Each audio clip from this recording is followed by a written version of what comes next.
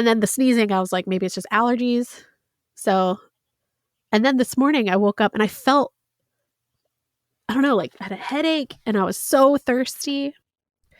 And my nose is so stuffy. Hate it.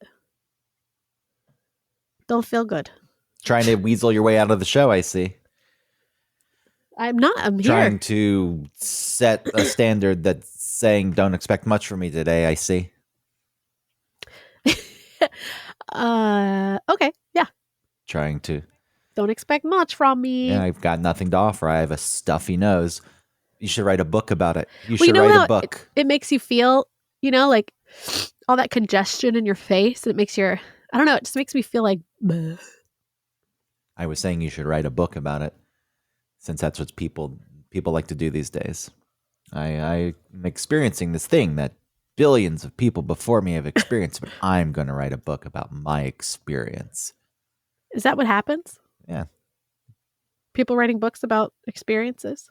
That's the hottest seller ever since that movie about the dude who disappeared from Georgia and got lost in the woods in Alaska and died, and then Eddie Vedder wrote songs about it. Oh, that guy by his bus or something? Yeah, he died in the bus because he ate some kind of root or flower. I think it was a berry. And the way they twisted that and presented it, it was an experience. Like Subaru could have co-opted that and created a commercial. It's like, yeah, he got to his death spot with a Subaru. But, they had a little bit of respect, so they didn't do it. But they could have done it, is the point. And that was the beginning of experiential. And, we always make fun of people who write books about having children. I'm 25 and I have a kid. Here's my memoir. What the fuck? Yeah. Your memoir? What the hell do you know about anything at 25 years old? I mean, not to sound old, not to sound like an old man, but even I recognized at 25. It's like you're supposed to write what you know, and I don't feel like. I mean, it's not fair to say that people don't know things at 25, but there's a lot of experience left to come, and not even really much of a control group because you yourself change your beliefs and feelings and outlook. So you should have something to compare it against. And I don't know when you're 25 comparing it against to the 12-year-old version of you. I don't know. Well, and other things you see around you or other adults, maybe. Other adults. But that was the biggest fucking scam we were ever sold as children, that adults know what they're talking about. That adults are authority figures of some sort. Well, maybe that has something to do with like the disillusion that everyone feels, that because when the generation, maybe like not X, but the one above them, right? Like the boomers, the edge of the boomers, when they were coming up, it was, you're supposed to act like an adult. You're supposed to look like an adult. You're supposed to dress like an adult. And then as more and more people started to become more like self-actualized or something, that they were able to say, hey, you know what? I'm in the same position that I remember seeing adults, and I don't know what the fuck I'm doing. So what's an adult? Like, what does that what does that even mean? Why do I have to do this? Why is this that? So people are seeing authority figures in a different light. It's because people stopped wearing suits. That's what happened. When you could wear jeans and a t-shirt every single day. Of course you're not going to feel like an adult. Like, this is what I wore when I was a child. My gecko neon shorts. And now I'm going to continue to wear those. And my neon's coming back, right? Are we back in the, where are we? We're in the 90s fashion. Is that where we've made it? There is a lot of that. My only frame of reference is people going to Target and like pointing things out that look like it's from the 90s. And I have a clear memory of going shopping with my mom, at like Wet Seal in the mall and stuff, and her looking around, or even at Target, and saying, oh my God, this looks like something I had when I was young, or like, this is like, all this stuff's coming back. So it's just a big circle. Yeah, but what happens after this period of fashion? because the 2000s themselves, I guess there was a look for the early 2000s. There was. I feel like it was no doubt. There was people like to talk about hipsters like they're still around, but that's been over for quite a while. Oh, yeah. It was mid 2000s where hipsterdom was at its height. So I don't know that wasn't, it was widespread enough though, so that it could possibly come around. You think hipster stuff will come back? That's what I'm trying to figure out. I don't know. It was widespread to an extent, but not like, just 90s fashion in general, which seemed to be everyone on board. So I don't know. I don't really know. I don't know the difference between 90s fashion and early 2000s, because I think of them as both like the low-waisted jeans and the layered tank top. Yeah, maybe the 90s themselves. Oh, okay, wait. 90s is like chunky. Well, there was the first shoes. part of the 90s that really was just an extension of the 80s. Yeah. All the neon shit. Oh, yeah. I'm not talking about that. I'm talking about when there was a difference. And I think that the only thing I can think of is that chunky ass shoe that like Gen Xers wore. Well, then it switched over at some point to like Clueless, the fashion in Clueless. Oh, hell yeah. And then that carried over a bit into the early 2000s halfway through. And then I don't know what the fuck. I loved that movie so much. You should go watch it. Go watch a young, what's his name? Paul Rudd. Yeah. He's always young. I don't know why Ruffalo was stuck in my head. I knew it wasn't Ruffalo. I knew it was Rudd. Wait. Mark Ruffalo is a shapeshifter. Think about him in Eternal Sunshine of the Spotless Mind, and then think of him as the Hulk. Like, those are two different people. In what way? I don't see them as the same actor. So, you know who else is a shapeshifter? Alec Baldwin. Shapeshifter. Well, you don't know maybe they have autoimmune disorders. And so they get... Well, I'm not talking about they get that. Puffy. I'm not even talking about real things. I'm talking about someone being a shapeshifter. So don't hold me to reality. You're saying that they don't look the same. They don't. Think about Alec Baldwin in Beetlejuice and then Alec Baldwin on 30 Rock. Those are two separate individuals. I'm usually just amazed that Alec Baldwin has been around for so long. I think he's really nice to work. Like, I think people like him. Until he kills people. Until he shoots people. Well, that was on an accident. That was such a tragic accident.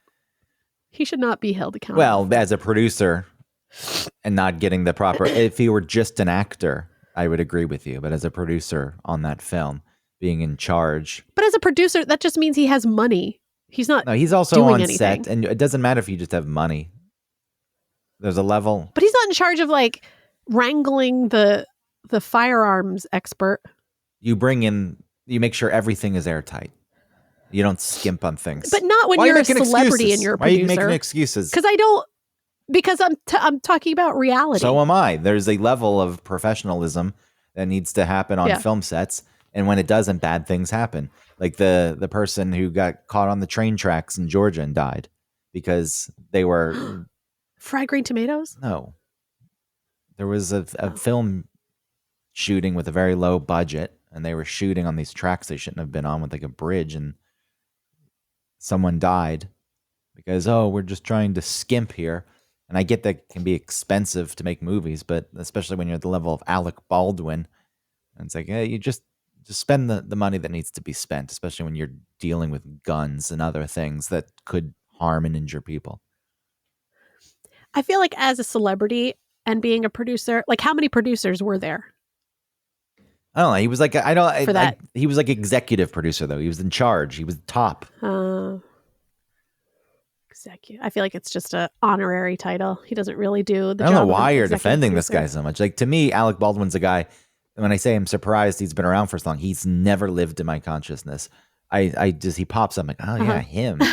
Him. Even with I never watched 30 Rock. I couldn't get into 30 Rock. You know what? 30 Rock is like Futurama to me. It's like, I know it's good. And when I've seen it, I've been like, huh. and then that's it. Yeah, you always preferred. Like I like that is comedy, and I recognize it, and I just don't know how many lulls it gives me. That's fine. You're always a fan of Family Guy over Futurama, even though Futurama was smarter. The thing with Futurama is smarter, but it didn't flaunt it. Didn't really put it in your face that it was Hold smarter. on a second. Why are you being so confrontational? Because you're mad that I'm defending Alec Baldwin? I'm not mad.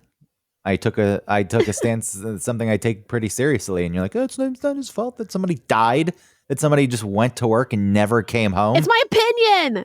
It's my opinion that I don't think that he had his fingers so involved in someone else's mistake. I don't think it was his mistake. He's on set in that capacity, in multiple capacities. He sees what's going on. You're right that sometimes people get producer titles and they're not even around, but the dude was around. He was on set. That's all. It's not 6 producers. It's not confrontational. Well, the reason why I felt like you're being confrontational because I know how much you hate Family Guy. No, you'll always defend Family Guy over Futurama. You love Family Guy. You hate Futurama. I do? Yes. Okay, see what I mean? That's what I'm talking about. Why you gotta be so nasty? I defend Futurama because I think it's I do too. I didn't say anything bad about Futurama. Don't make me mad. I got a voice that's shitty right now. What is happening with my head? Futurama presented smart material, but didn't treat the audience like idiots, but it also didn't flaunt the fact it was being smart. Why are you talking to me like I am here to defend Family Guy? All right, take a Family Guy out of the equation. I was just using it as a contrast point. Yeah, but you're putting it on me like I'm the idiot because you think Family Guy is for dum-dums. And I've never said like I love Family Guy over other shows. Then Rick and Morty. You love that one. I don't. I tried to get into Rick and Morty and I could not get into it. You went to I didn't like all the belching and the vomiting. It's dumb. And also the animation. I have trouble sometimes when the animation style isn't appealing. Justin Roiland. That was my problem at first with Adventure Time. Adventure Time was like, I didn't enjoy the sort of gross nature that Adventure Time could veer into. And then I watched an episode that made me cry. And then I thought it was brilliant. Then you were in. Yep. It was so touching and perfect. I was like, oh my God, this show's amazing. Well, maybe you just like that one episode. Maybe they did. Well, then I started seeing it in a different light and I started enjoying it a lot more. That can't happen with Rick and Morty, though. Any show that's whole premise was, I want to see Doc and Marty fuck from Back to the Future. You're not going to go too far with that. Though a lot of I know there's a lot of people that love it and they go to the fucking McDonald's and they cause riots because they can't get their jizz sauce or whatever the hell it was that they were promoting. Yeah. What is that other show? Oh, BoJack Horseman. I couldn't get into. I never tried, never watched. I tried. I think I was like, yeah. I hated the head. I just hated the way the horse's head looked. So I couldn't. See, that's what I mean. Animation style can really be a turn off. I couldn't get into it. With Rick and Morty, I want to wrap it up, though. You hated this head? I want to wrap it up. I was right. I'm vindicated from the start. That Justin Roiland guy is like, I don't like him. He's a piece of shit. I don't like the concept. I don't like the way he's full of himself. Who was right? Me. I shouldn't gloat because it came on the back of people being sexually assaulted by him and statutory rape. But this guy should be kicked out of Earth. He shouldn't be around. You get just such a desperate, pathetic figure. Gets a little bit of fame and the way he took it and abused it. And then he uses immediately. It to like... It didn't even. It's like sometimes they say fame corrupts. It's like over time it rusts you out, like a bad car where the salty water rusts out the bottom. Yeah. But this guy, there was none of that. He was already there, ready to go. I'm sure he was a creep before, but he just couldn't do as much. Sure. And the moment he got the opportunity, he took it. On the back of they should have just canceled the show. The show doesn't need to exist. It should just go away.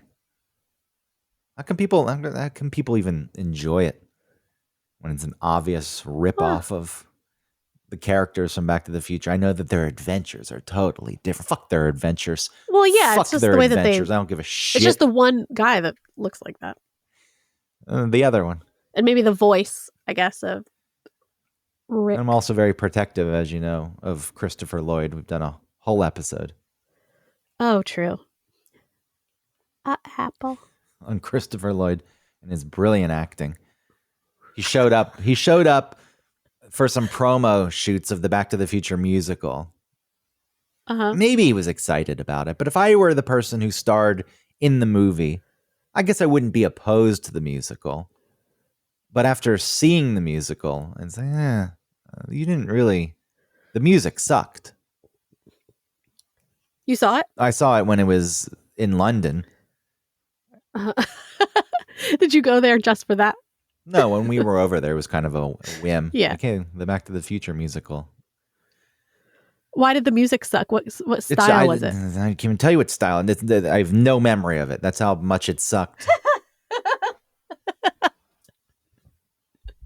Like, there's the popular songs from the movie mixed in, but Oh, that stuff's fine. Like what? Hip to be square or something? It was Huey Lewis. Back in time. Sure, hip to be square, but the Power of Love. That's right. Thank you. And the song that Marty performs on stage at the Johnny Be Good. And whatever other songs are there. But then like Earth Angel. Oh, okay. The original music. Also the way they had to be politically correct these days, because in the movie, Doc tells some Libyan terrorist he's going to make a bomb for them so he can get the shit that he needs for the time machine. And then they find him and they shoot him. That's how he dies in the movie. But in the Broadway show, what the fuck was it? Uranium? Is that what he got from them? I know you don't know the answer to that. I don't remember. I saw Back to the Future 3 more than 1 or 2. Yeah, the worst one. The best one. I'm trying to... Let's just say it's uranium. I don't need to take the time. In the show, he's got it and he's loading up the time machine with it, and he bends over and his pants rip. His pants from his protective suit, and so he gets poisoned, and that's how he dies. Poison from what? Yeah, from uranium? the radiation. Okay. Because we can't lame. Portray anyone in negative light anymore. Why can't we just say like some black market baddies or something? Do you know what I mean? Like, why does it have to be totally different? I met some scary guys, through the dark web. You don't have to say what race or religion they are or something. They just made it some white dudes like the Unabomber. I don't give a shit. Sure, who cares? I mean, somebody out there would have been angry about that. Well, someone's going to be angry about anything. Yeah, like uranium didn't mean to kill Doc. Don't ban like uranium. Family Matters. Whenever there were bad guys, they usually were white. Yeah, like one time Eddie got in trouble playing some pool, or there's like a robber. Why do you know so much about Family Matters? You watched a lot of Family Matters? I feel like once they're like in a store and there's a holdup or something, it's always a white dude. I loved Family Matters also. I just think it's funny, the racial dynamics where, yes, quite often where it shows with white people were the leads, the criminals were black people, but there was a conscious effort. It's like, let's just make it the complete opposite. Hell yeah. It's always the white dudes were the bad people. So with Back to the Future, if it was a white guy, if it was the Unabomber who wanted this, I wouldn't have cared. Again, a lot of people probably somewhere would have been angry, but ripping of the pants. And did they have like the very available sound effect of pants ripping? Yeah, I think when he bent over. You're in the theater and some people have bad seats, you have to play it up. They probably even reference it. Doc, your pants ripped. Oh no, that's not exactly the way. Right. And then Marty writes a letter from the past warning Doc of the future. In the movie, he puts on a bulletproof vest. I forget what he does here. He's like, I put on Doc, you're alive. You're alive. He's like, yeah, I reinforced my pants with extra stitching. Oh my God, I love you. Thank you. thought you said never to. I saw. Oh, sorry. I thought you said that you can't fuck around with the future because it could really screw things up. I thought, what the hell? And I put extra stitching on my pants. Go ahead.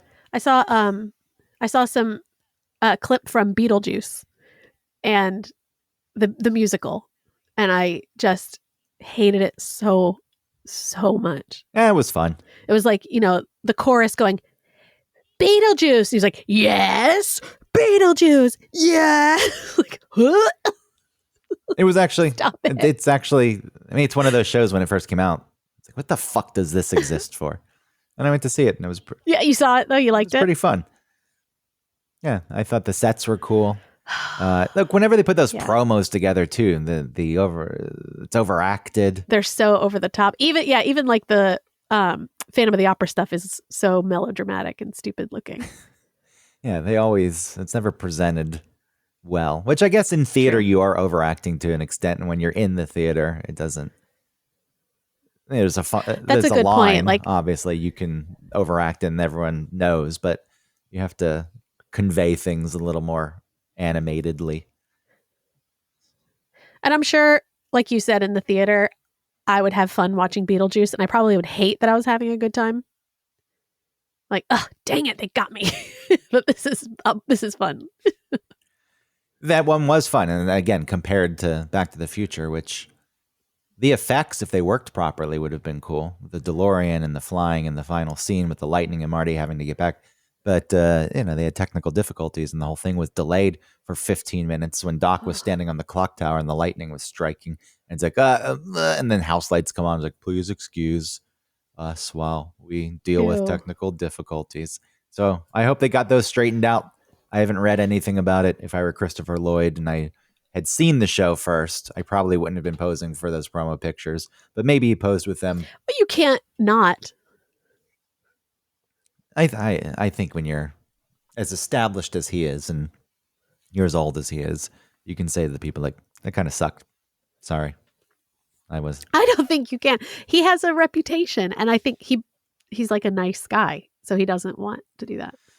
He's like, these kids, I'll take a picture with them, the kids.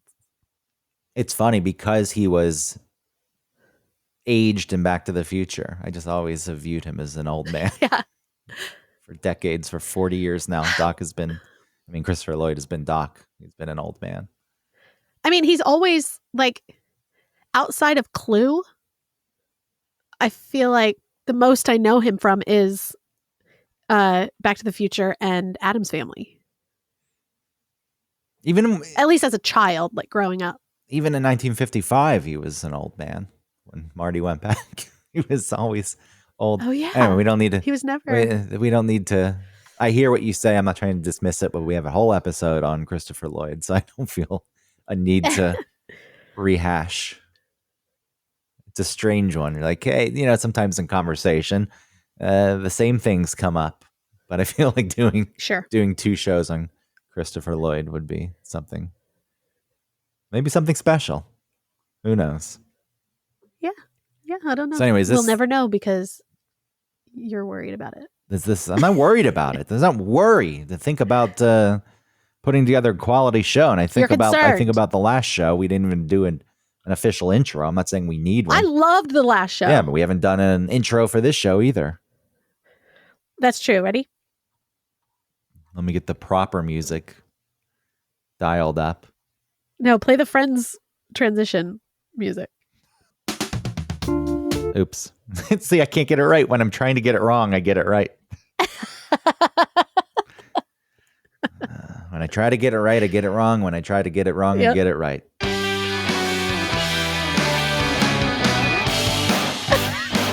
God, it's so good.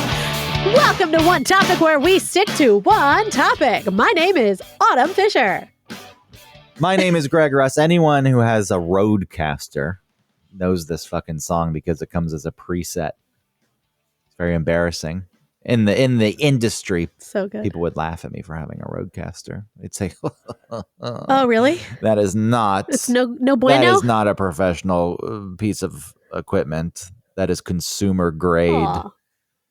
That is for people who don't know anything about podcasting or audio production. Hey, look, I got it for free. I also got a Mac Studio for free at some point. Oh, how'd you do that? I did. Stealing? No. You can't just steal a computer. You can't. That's a big ticket item. You don't even have access to steal a computer. I during the pandemic, I needed to be able to edit from home.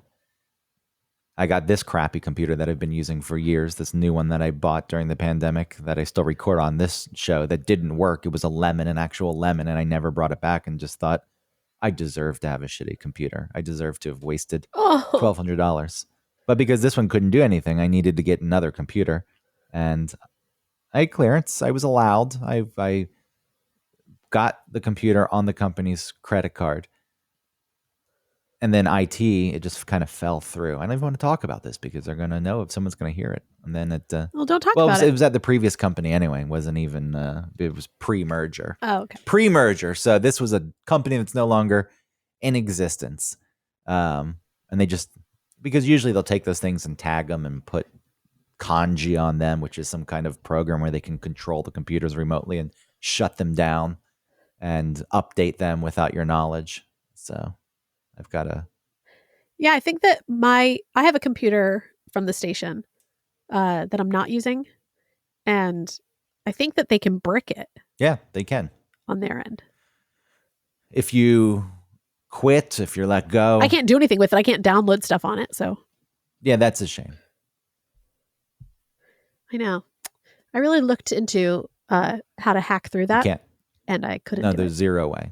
This program I'm talking about, kanji, you can wipe it's embedded in some way where you can't ever get rid of it unless they take it off themselves or a person who has access. I could break into the IT department, I guess, and figure out where their master terminal is and try to find my computer on a list and remove it. Cool. But other than that, yeah, like war games. Look, I'm down to do it. That'd be my laptop. I could have a laptop in the free and clear. Make friends with someone in the IT department and then just like hang out with them and have lunch. And then like ask them to get you a soda. And so they get up and then you like rifle through their stuff and you find a password. Or you look on the desk and you find out like his mom's name is Margaret, and so like that might be a password. If I knew remotely what I was doing, I may try it, but I have no clue what I'd even be looking for. So I just leave it alone. But I did extensive research. And I was like, can I just like wipe this computer and make it my own? Especially not this, whatever, it doesn't matter. I had another one that I had to turn in. It got a little too old and it started crashing. But before that, I thought maybe I can keep this thing. Nobody knows I have it. Well, they know I have it, but they forgot that I have it. Whatever. I want to be able to hack through, get in there, because they don't have that kanji thing. It's just an admin password that I don't know. They can access it remotely, I would assume. Somehow, you sure there's? I know, but I want to take that off too. You can't take that program off. Whatever it is, there's got to be something. I know, without the admin password. I bet you if I had the admin password, I could do more and figure it out. Also, what is it? It's an IBM with a little red button as a mouse. No, it's not that. Isn't it? I remember those. I feel like they still make those. I don't know if they still make them. I think they're probably still around. That's hilarious. I totally forgot about that little nubbin. That was the mouse. It's pretty sensitive. That nub. that little keyboard dink. Do they even still make? Why Lenovo still uses that weird red nub? So it still exists. It does? Yeah, and you can get replacements. Look at this. I guess they can wear out. And you can get yourself a 5-piece mouse stick point cap for ThinkPad replacement pack. I see so many. There are so many. That little nub. Track point. But there also seems to be a mouse pad at the bottom. So I don't know what is. I'd never had an IBM. I don't think it always had the mouse pad because I don't think the mouse pad existed. I think there's probably like an overlap between the two, but I think for a second there was no mouse, like a trackpad. Well, look, I think that's a good idea. It was innovative. That's why IBM led the way. That's why they built that tower in Midtown Atlanta with the gold top. And then they built the little version of it next to it. The one on 14th Street. What are you talking about? The one on 14th Street in Atlanta. 14th and I don't know if it's a West Peachtree. The building with the gold top. Everyone knows it. It's been in Atlanta for a long time. It was an IBM thing. Oh, the Bank of America building? No, that one's on North Avenue and some other street. This one is on 14th Street. Okay. You looking it up? Yeah. Just look up IBM Tower, Atlanta. It's One Atlantic Center. Also known as IBM Tower. Is IBM still exists? All right, sorry. I think it's probably like a conglomerate. All right, it's good. This is not a gold thing? That's gold at the very top. Look at that beautiful gazebo. Oh, that thing. It's a gazebo at the top. Got it. It's a gorgeous gazebo. And then they built the weird small one next to it. That's like the same style, but had a much less pointed top. And it's like they just gave up. It looks like they started building and said, cap it. We're done. Yeah. We don't need that little also gold track nubbin at the top. IBM was big business. I had a friend's dad. It was. Think about so many of those companies. IBM stock. They $146 a share. Who knew?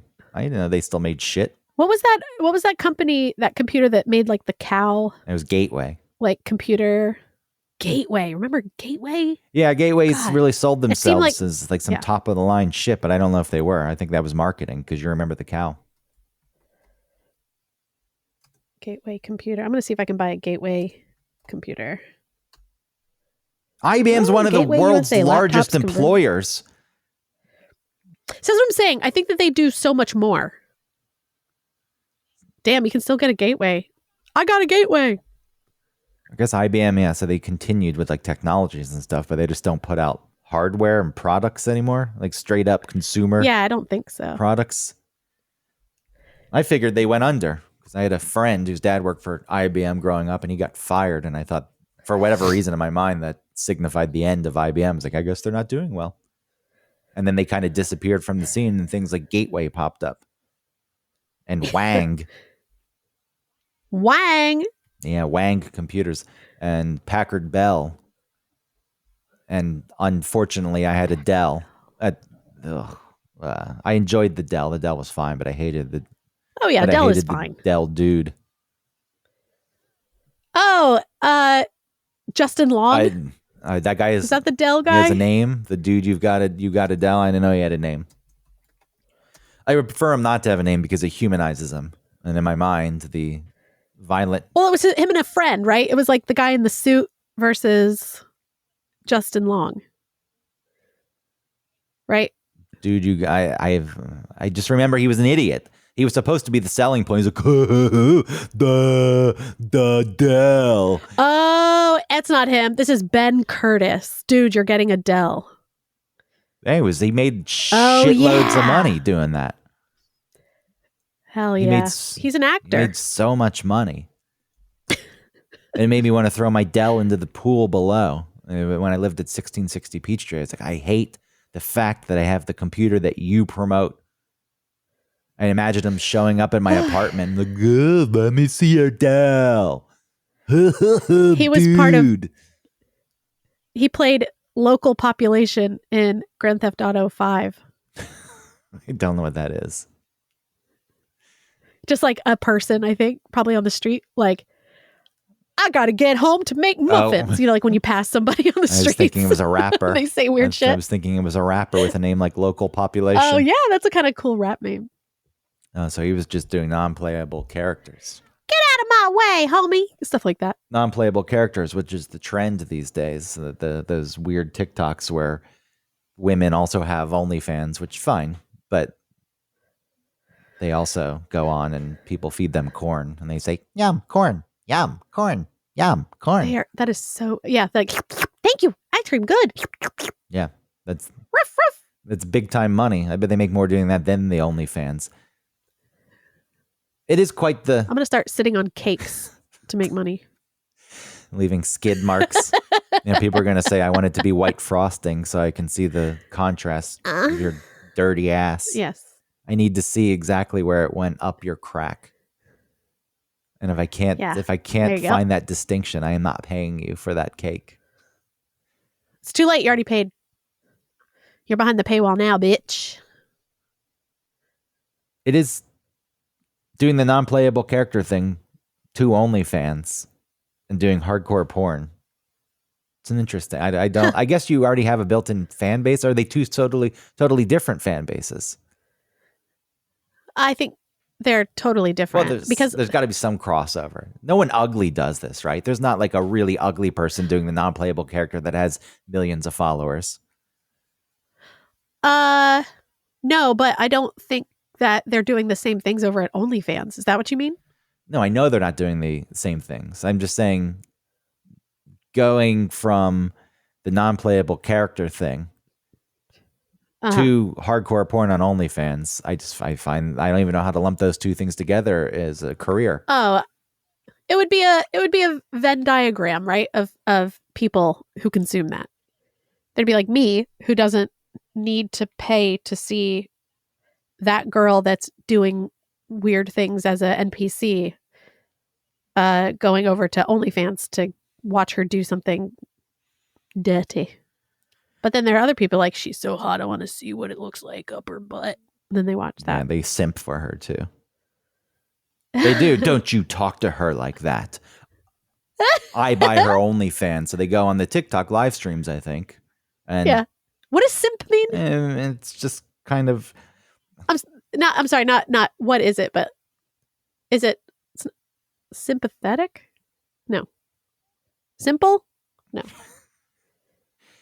I mean, I guess it's born out of sympathy. They show excessive sympathy and attention. Okay. To me, it was years ago, and I don't know if it was born out of this exactly, but the cam rooms. And if you clicked on one and you watched the chats, there's always the people who know the cam girl to whatever extent. They don't really know each other, but they're always there. So she knows their screen name. Yeah. They're regulars. And at some point, they feel as though they're more special than the other people in the room. And if somebody is out of line or somebody does something that they don't like or somebody says something to the girl, they're the one who steps up like, hey, not allowed in this room. And I think that has grown to a level as you get more access to people when they put their content out, especially when it's a live stream. Or if you're paying for a subscription, so not anyone can waltz in and you have a bit more access to the person. I think that grows. And in their minds, they think somewhere along the line, and this is taking a step, and maybe not everyone thinks this. Some people probably just like the idea of flaunting it to other people that I'm the one who protects her and she knows me and she has no clue who the fuck you are. It might give them a sense of purpose. Undertaker 78. In a world where they feel, Ultimate Warrior 22. Get out of this room. But somewhere I think they'll get fucked. Well, I can't get inside the mind of a man, especially the type of man who is like a regular at a chick's cam site. But I would assume that it's like they're getting a feeling of relationship, but never having to actually do any of the things that are required in a relationship. Not just like, I don't want to be tied down. Like I am actually socially inept and cannot function in a world where she and I would actually meet. Do you know what I mean? So it's like the perfect arrangement. She gets money. He feels, appreciated and like purposeful. So it's good. Is it? I mean, maybe not long term, maybe not as a way to avoid dealing with some coping mechanisms that are not functioning, like are not progressing you in life.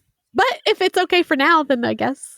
I mean, I do feel as though that the people would have no idea what to do if they met the person in real life. Like, well, that's the thing. You shouldn't meet them in real life and assume that we can have the same relationship that we've had purely online. It has to be like, yeah, I'm so-and-so in your group.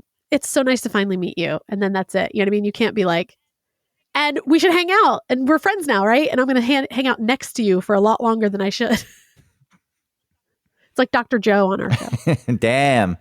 You really went there. It's true. Like, because he's hiding in the station?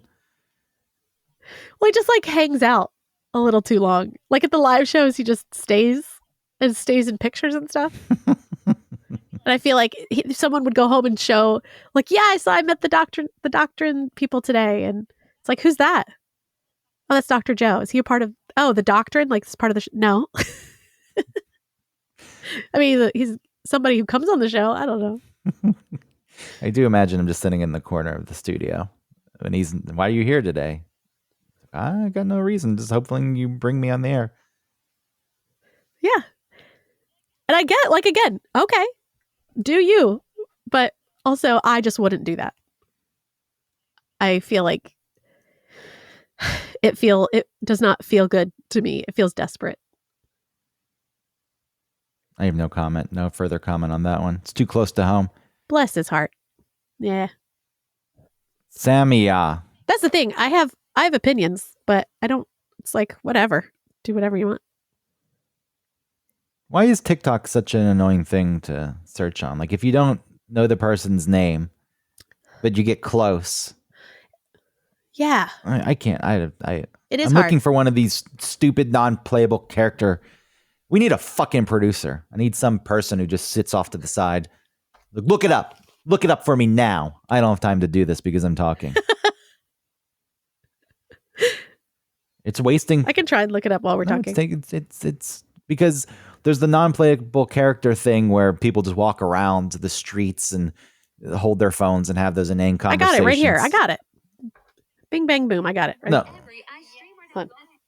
Gang, gang, gang, gang. Thank you, Louise. Gang, gang, gang, gang. Thank you, Louise. Gang, gang, gang. Hey, what is wrong with you? Don't what's up? No, Really? What is that? That's. Oh, she's like yelling at someone off camera. Hi, I'm Barbie. Thank you for the hearts. Thank you for the hearts. Thank you for the hearts. I love you. I love you. Thank you for the heart. Huh? Hot dog? Don't mind if I do. Huh? Hot dog? Don't mind if I do. Hot dog. Which one is that? The one with the pointed ears? This is Barbie. This is SLA.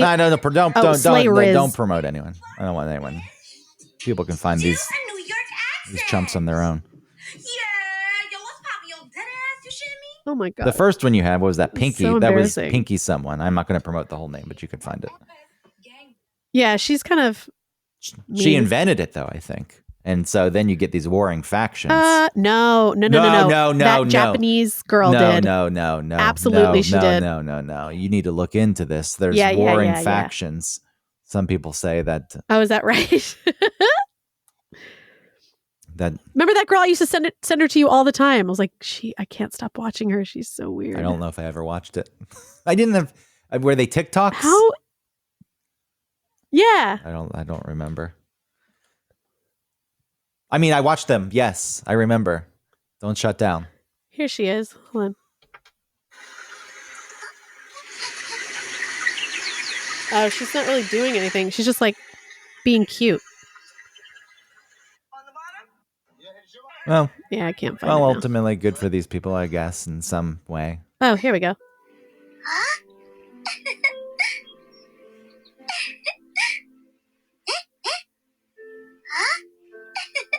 She's really good. She she legit acts like when you're like building a character before you actually play a game and you like do little things to make them move around and react. Like that's she's really good. Why does that catch on though to this level? Why do people enjoy watching that for hours on end? I don't know why do people give them money? I don't get that. Hot dog, yum. Hot dog, yum. Kitty, hearts. Thank you for the heart. It's become easier to give money too. Thinking back, when you had to, if there was something that popped up on the internet and you needed to give, like even tipping on the internet, what you would have to go through the official site and buy some form of different currency, like coins, and some kind of. There was a whole process, and now I feel like you can easily send it through God knows what. Well, you can like use your Apple Pay. Yeah, you link it to the app. So just accesses that. It's similar to when you do auto pay for things, in that when there's less of a process, less of interaction on your part to get the money where it needs to go to complete the transaction. It has less of an impact. So with like auto pay, when I paid my cable bill. Well, I don't have cable anymore, but it's the internet bill. It used to be internet and cable.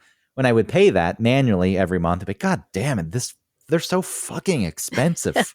Fuck them. And then I set it to auto pay, and I was like, I don't know, it just comes out, and I don't even think about it. And then you look at the credit card statement at the end of the month, and you pay whatever's on there, which is why they want you to do that.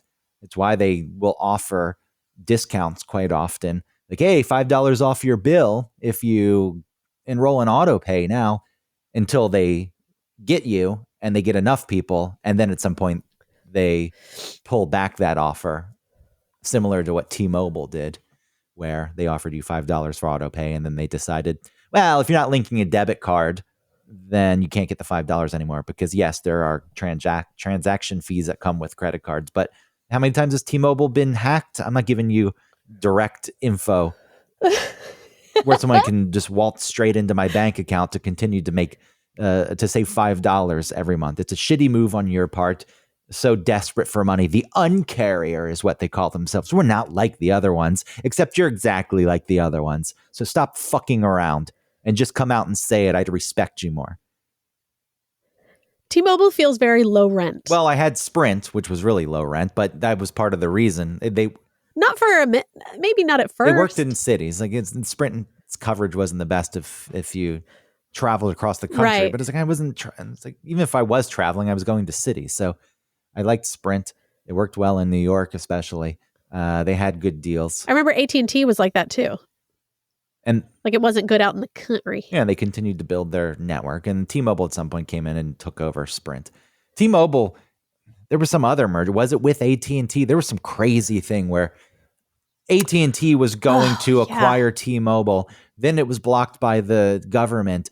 But T-Mobile still got paid billions of dollars by AT&T for the failed acquisition attempt. And then here they are crying poverty. I mean, I know there's a lot of infrastructure to take care of. There's a lot of people work for the company. But it's like, we're taking away your $5 savings. So you know what I did? I turned off auto pay because that's what they want. I turned on paper billing again. So they have to send me something every month. That's going to cost them a bit of money. I'm petty. I'm really fucking petty. I was going to go to the T-Mobile store and pay with a check, but they added on a $5 processing fee if you pay in store now too. So wow, I still thought about mailing a check because they want to play this game where they take $5 away from me because I don't have a debit card linked. Then I'm going to make sure that it costs you more than that $5. Whoever has to process the checks, that you have to pay that person. And it's a pretty serious job because you want your money. So you're not going to skimp on it necessarily. So I'm trying to make their lives hell. And then they sent me a text after turning off auto pay 3 days later. Your bill is past due, threatening to turn off my service. And so I was given the opportunity to do a survey, and I said, this is absolutely insulting. I have been a customer with Sprint for however many years. You can go back. You clearly have access to those records. When you acquired the company, you can see that I've always made my payment every single month. And now because you don't know exactly when my payment's coming in, you're freaking out. Well, you can deal with it because it's a disgusting thing that you did. Your new CEO is trash, Holy just shit, like the rest Greg. of them. Just like the rest of them. And what happened? And maybe somebody Anything at all? somewhere will read it. And I'm going to make them wait. I'm going to make them wait 10 days after my due date every month now. Man, you really showed I them. did. They want you in auto pay. They want it. It helps them know that the money's coming in. It's a guarantee. They can better do their budgets. Why do you concern yourself with everyone else's thing? What do you mean everyone else's thing? This directly impacted me. Do I need the $5 in itself isn't the big deal. It's the principle of the matter. You don't go around promoting yourself as the uncarrier, and then you just act like the rest of them, ultimately. Oh, the costs are going up. Cost of business. Yeah, because of poor management and the CEO gets ungodly amounts of money. So send me that paper bill. Send me those pages and pages that you have to print out and put in an envelope and put a stamp on and put in the mail. Give me the $5 back. I'll turn that off, and you won't have to do it every month. And enjoy the paper check that's mailed to you.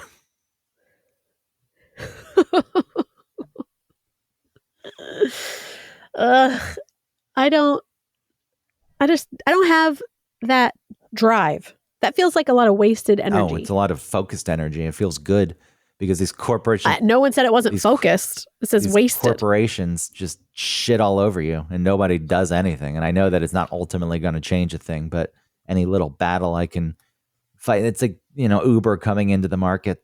We're only $5 a ride until we destroy the market and own it. And now you're at our mercy, and it's going to cost you $50 to go 3 miles. I hear you. Same with Airbnb. Airbnb was ruined. Airbnb was effectively banned in New York City. I saw that. But wasn't it already kind of banned? There's laws on the books, like short-term rentals are not legal in New York unless you're specifically licensed for it. So with the laws that already existed, people renting out their apartments, people collecting apartments and using them as Airbnbs, which is not, look, a lot of people didn't do this, but there were people who rented an apartment specifically to use it as an Airbnb, where the landlord themselves couldn't do that, probably is under more scrutiny, so would get caught if they're running a building that's an illegal hotel. So it is pretty shitty for a person who takes someone else's property and then to profit off of it. You've got the people who would argue that fuck the landlord, but come on. The landlords can be shitty, especially when they are big corporations. I think there's a theme appearing here, but that's a thing that's happening is, companies buy up a lot of these buildings and then they're your landlord and they do not give a shit. There's no personal interaction. When your lease is up, they just look at it. Here's how much we're raising it. I have a landlord who owns this building. He lives in the front, and it's nice because he wants a good tenant. He doesn't want to have to deal with all the shit that comes along with a bad tenant. Corporations probably don't either, but they have lawyers. They don't. It's like, well, and it doesn't really matter to them. They could make the neighborhood more shitty by having shitty renters, but as long as they're making money from it, then they don't really care because they're not directly affected. Exactly. So with Airbnb though, they really crack down. You can't, and I think it went a little too far. I think if you, like, people, granted they're already rich people, but if you own a brownstone, quite often there's a garden floor apartment.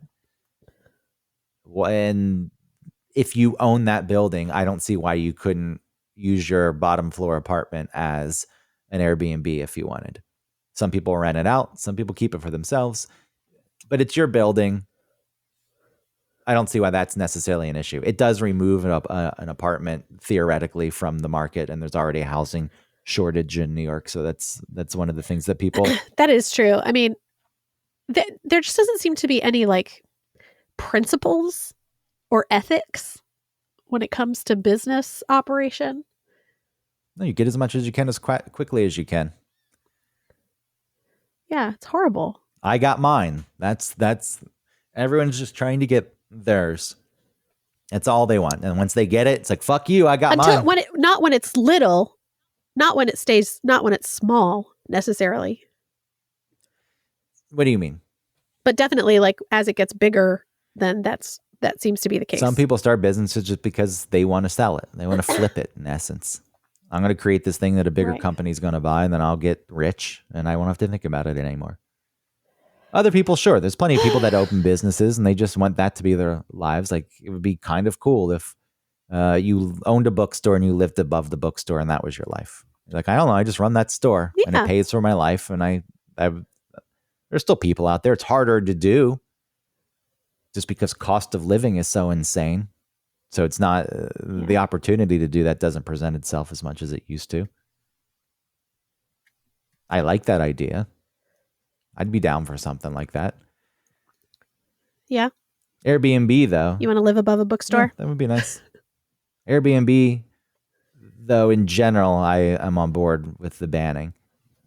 Look, hotels are they're already expensive in New York. They're going to be even more expensive. Yes, there was the hotel lobby that was pushing for this too, because they didn't like that their business was being hurt.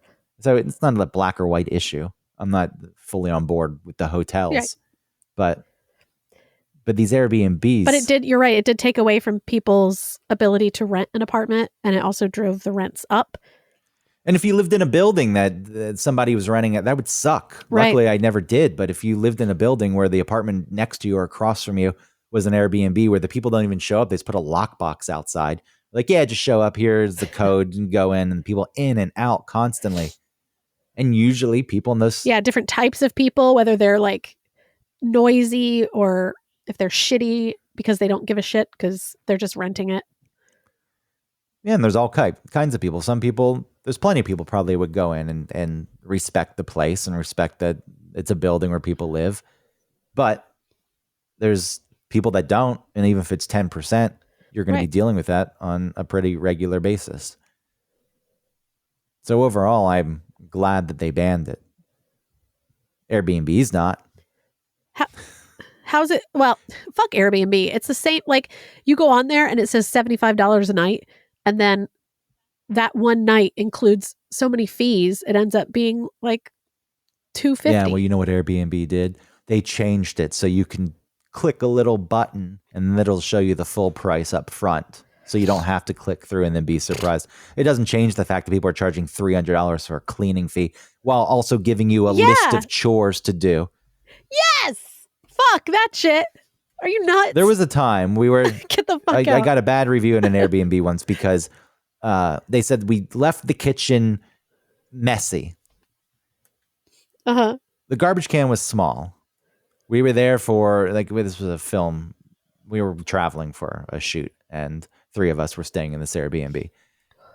So there's a decent, but there was one small trash can, no obvious bigger trash can outside, didn't know where to put it.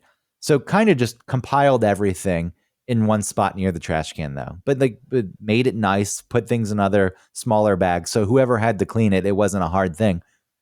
Left us a bad review for leaving the kitchen messy. It's like, fuck you. I should be able to just leave it scattered about if I want, because you're charging $300 for a cleaning fee. So how dare you even go up and write such a review? Yeah, that's really shitty of them. And all these people to charge you a bunch of money for cleaning and then to complain that they had to clean it. Shut up. You needed to strip the beds and put the sheets in the washer and start the wash only on cold water, though. And if you use warm, I'm going to write it up in the review. Fucking the balls on these people. Fucking hell. And then the people who would buy a bunch of properties because they wanted to run Airbnbs as their career. Now they're in a bad spot. Good. Fuck you. Again, there's a housing shortage and crisis, and it's hard to get housing, and it's expensive. And if you're in a spot where you can buy up multiple homes just to rent them out to other, fuck you. I understand that you need to look out for yourself and that we all need to survive. But like you said, there's maybe some level where you think about the impact that these actions have on society in general. And most people don't care. Like, nah, I don't, who fucking cares? I've got my 12 houses and I rent them out for an average of $1,200 a night with a $500 cleaning fee. And I'm getting my money. Who cares about the neighborhood? Who cares? I just liked your impression of the person. Get my money. That's the way they act. It's just, I guess it's been rammed down our throats since we were kids, though. It's like important. Make money. You got to make money. Got to find ways to make money. What sets you apart if you have money? What means you're successful if you have money? I think that's not everyone's mindset. It's enough. I mean, dude who got a Dell sold his fucking soul for a dumb character because they were offering him millions. Not to say I wouldn't have done the same, but what would you do? Yeah. It's not really harming anyone. I would take it too. That one's not really harming anyone. It's a dumb marketing idea. I think I'd say, you sure you want to do this? It's not dumb. At the time, you remember it was like, what's that? All that stuff was happening. It was a good idea for the time. It's a simpler time. Just a commercial where people went, wah-da!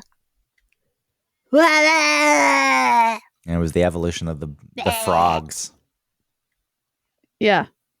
The Budweiser frogs. Yeah. Budweiser? Yeah, that was it. Damn, that is so stupid. It is so stupid. And you think they can't get any stupider than this. And then they have the Waz Up commercial. Sure can. Wah-da! You enjoy it, though. Listen to this. Well, thinking back about how stupid it is. And the was became such a thing. Like not we all, but many of us would say that to each other. Was It's like, where's the beef? The fuck? I can honestly say that was like a way to that was like an exclamation point for people. Where's the beef? What the fuck are you doing? God, we are so silly. People are so silly. I am people. We are all so silly. I'm above people. They're not silly. They're dumb. I think I am too, but I find myself just like the Beetlejuice musical. So stupid. But then, whoops, kind of fun. And I guess the was that kind of fun. So stupid, but kind of fun.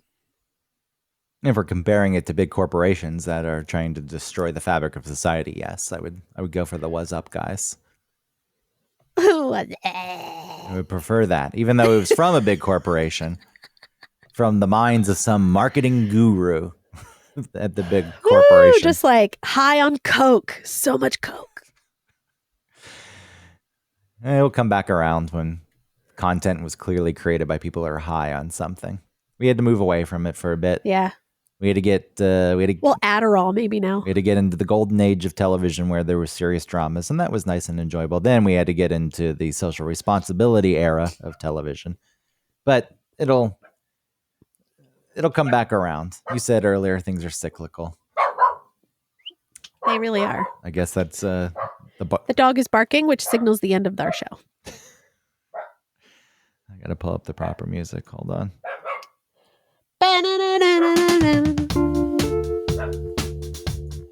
Would you do the outro? Why? I feel so lightheaded. I don't know. Thanks for listening to One Topic. Like and subscribe, rate and review. We love you. Thanks. Bye.